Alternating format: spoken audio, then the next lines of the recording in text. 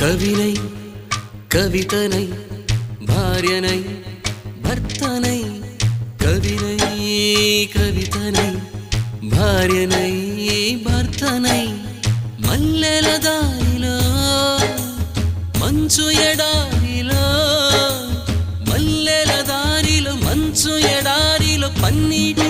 జయ గీతాల కన్నీటి జలపాతాల నాతో నేను అనుగమిస్తూ నాతో నేనే రమిస్తూ ఒంటరినై అనవరతం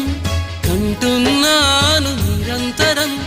కలల్ని కథల్ని మాటల్ని పాటల్ని రంగుల్ని రంగవల్లుల్ని కావ్య కన్యల్ని ఆడపిల్లల్ని జగమంత కుటుంబం నాది